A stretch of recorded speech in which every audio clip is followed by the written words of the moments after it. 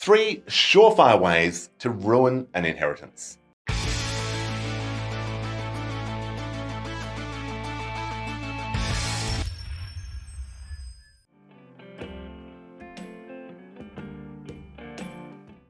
Hi there, Jarrad Brown here, Australian expat financial planner based here in Singapore, working with Australian expats all over the world to take control of their money.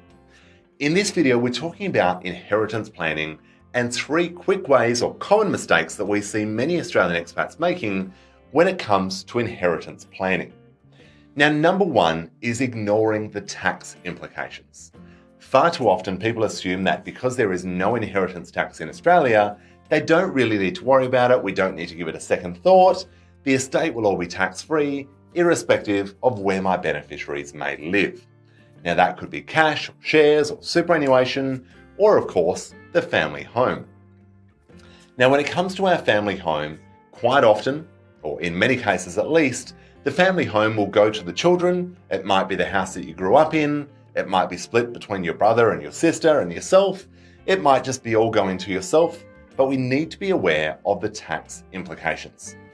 Under the Australian rules, when it comes to tax on property that we receive as part of an estate or an inheritance, what you can do is make a decision within the first 2 years of that estate being administered, i.e. of you receiving that property, and not incur any capital gains tax.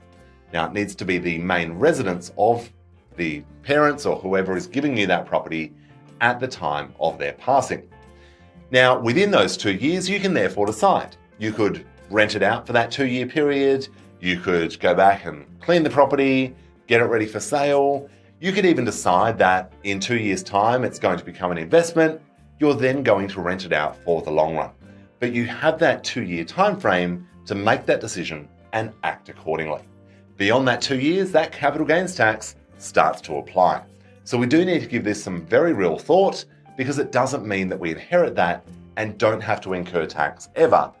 Of course, if we don't sell that asset, that may be true, but if we do in future, there could be tax that applies. Number 2, when it comes to inheritance planning and ruining an inheritance, is actually just luxury splurges. People not giving enough thought to what they want to do with that money or how it could set up the kids or the grandkids or other family members, and it simply gets spent on holidays or paying down a personal loan or paying for rent, or paying for a trip, paying for a car, whatever it might be, these short-term gratification items that are really not long-lasting. Now, of course, there's nothing wrong with that if that's part of the plan, you've given that some thought and that's what you decide to do. But of course, spend some time before making those purchases and make sure that there is no buyer's remorse. And of course, number 3 is ignoring bad debts. Credit cards, personal loans, store loans, buy now, pay later, all of this stuff that has very, very high interest rates most of the time. Some will call it fees, some will call it interest rates. Either way, it's costing you a great deal of money. If you're running high credit card balances or personal loans, take advantage of that inheritance and decide to pay it down. We've seen far too many over the last, particularly 12, 18 months, where markets have had a very good run, and people have thought that because they're up 10, 15, 20, 25%, that it makes sense to start to borrow money, i.e. as a personal loan or a credit card, and go and put that money in the stock market. Or they might have a personal loan that's running at an interest rate of 12 or 15%, their portfolio did 20, so it makes more sense to put that into the market, which, as many of us will know, is complete and utter nonsense. You will have good years and bad years, but over time, most people are not going to generate an annual return of 20%.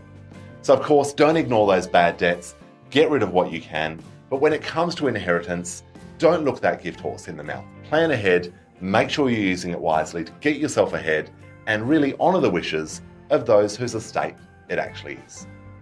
Thank you for tuning in. Drop me a note with any questions you've got. Do remember to like, subscribe to the channel, and I look forward to seeing you in the next one.